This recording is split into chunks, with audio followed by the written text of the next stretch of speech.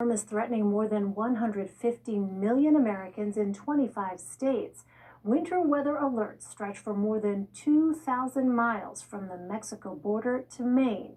Record snowfall in parts of Texas has knocked out power for millions and threatened to destroy thousands of doses of coronavirus vaccines.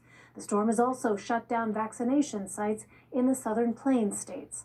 Omar Villafranca is in Dallas with the latest. Tonight, a record cold snap has turned Texas into a tundra. Flurries fell in southeast Texas, blanketing Galveston's sandy beaches in white.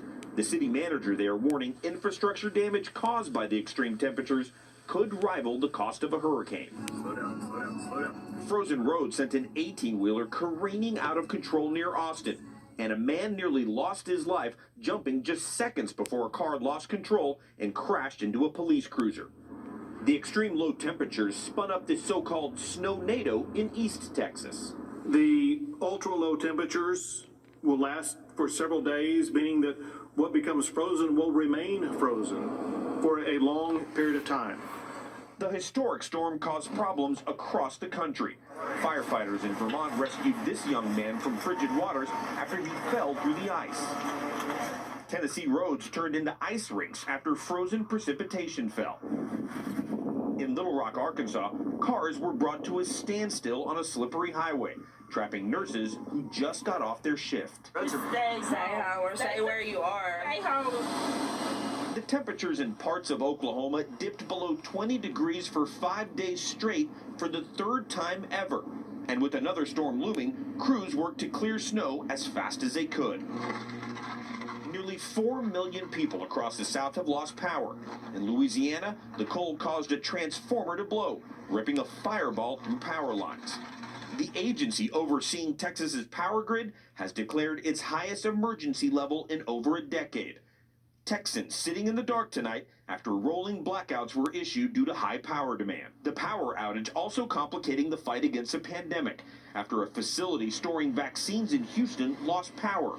Medical officials scrambled to use them before they spoiled, and students at nearby Rice University lined up for a surprise dose.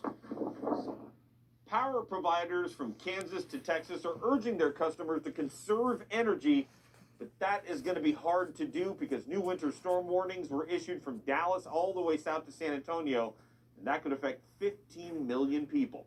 Elaine? Omar Villafranca, thank you. For more, I want to bring in CBS News meteorologist and climate specialist Jeff Berdelli. Hi there, Jeff. So where is this storm headed to next?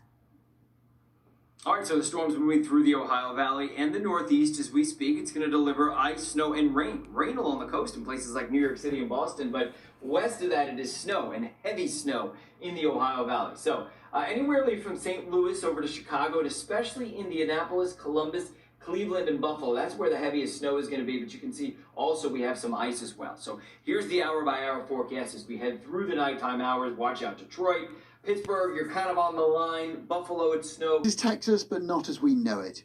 It should be a pleasant 10 or 15 degrees centigrade here. Instead, it's now dropping to -10 in the day, -20 at night. A state known for its sunshine and desert, now battling ice storms and plummeting temperatures. We're talking about record-breaking cold temperatures. All 254 Texan counties have imposed a winter storm warning. That's never happened before. President Biden has declared a federal emergency, freeing the way for disaster relief. The severity of the cold weather that is about to be experienced here in the coming days is unprecedented. There are power cuts as the state tries to cope with a huge spike in demand for electricity. Despite its fame for oil, Texas leans heavily on wind power, but now many turbines are frozen solid. Millions have been without power. That's led to problems with deliveries of COVID vaccines. Some had to be hastily distributed after the storage facility broke down. And we've seen long queues at shops, or at least at the shops that are still open. On the roads, stranded cars and confused motorists. Across the state, there's been a string of crashes and pile-ups.